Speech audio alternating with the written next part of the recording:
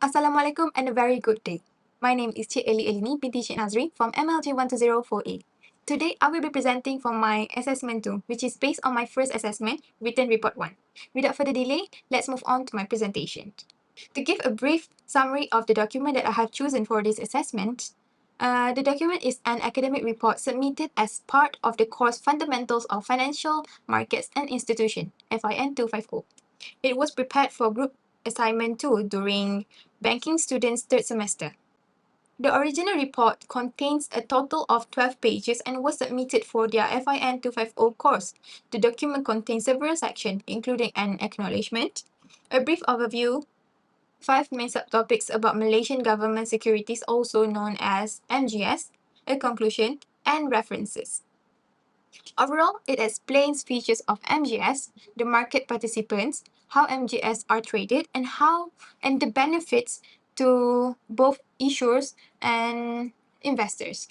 I chose to proofread this document because it gave me the opportunity to challenge myself by working on a financial report that I am not very familiar with. Additionally, a friend of mine who worked on this report asked me to help proofread it, which allowed me to apply my skills and review formal academic writing. To answer the fourth question, let's move to the next slide. I identified a total of 279 language errors in the document during the proofreading process. For this presentation, I will focus on the most common and noticeable ones, including issues with word choice and vocabulary, mechanical errors, redundancy and clarity, grammar, and style or consistency errors. Let's start with word choice and vocabulary errors. For example, the original phrase giving us opinions on improving our report for the better was corrected to for giving us feedback in improving our report. This change was made because the original wording was redundant and unclear. For the better is unnecessary, and giving us feedback is more precise for an academic report. These errors likely happen because the authors are non-native English speakers. Their first language, Bahasa Melayu, affects word choice and sentence structure. Limited vocabulary and the fact that 6 students worked together also contributed to inconsistency in style and terminology. Now moving on to the next error category, mechanical errors. While proofreading, I noticed the authors were a bit careless with punctuation, capitalization, and formatting. Some marks were missing, while others were misused. Now on my slide, you can see 2 examples. First example, the term risk-free was corrected to risk-free by adding a hyphen.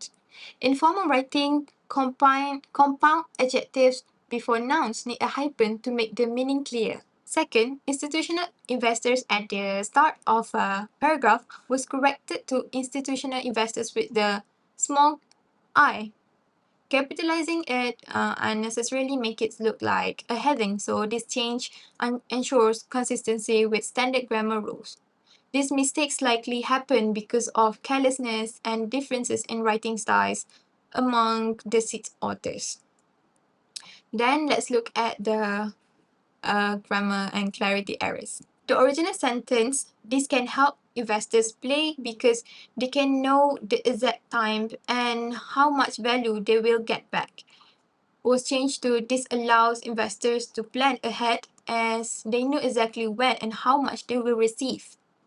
The revision makes sentence clearer and fixes grammatical issues like sentence structure and parallelism.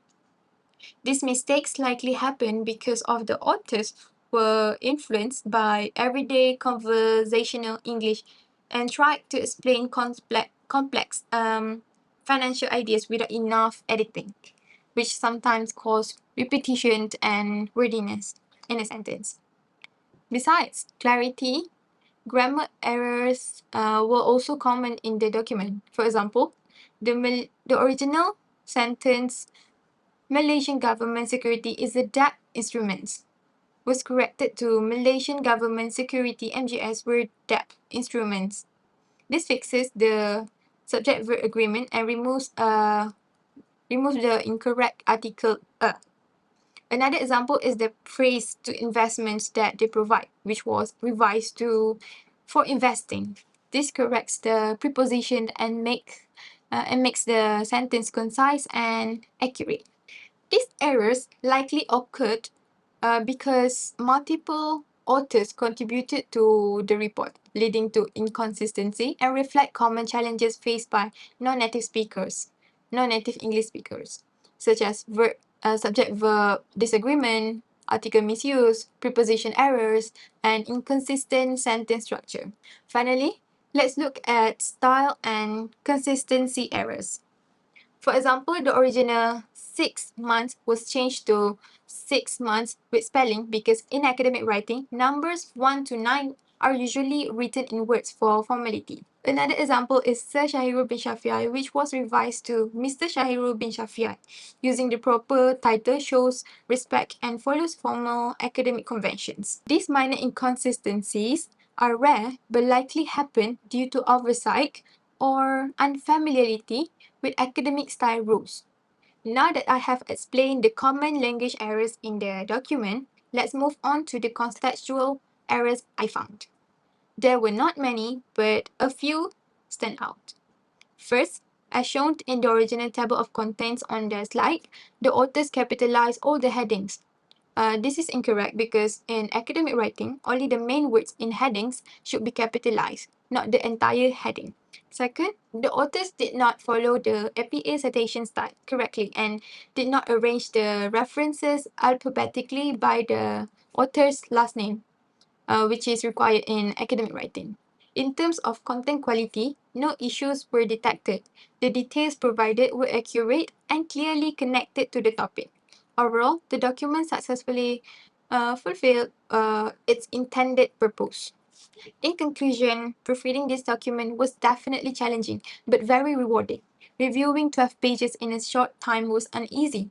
Yet, the experience taught me a lot about being a careful and thorough proofreader.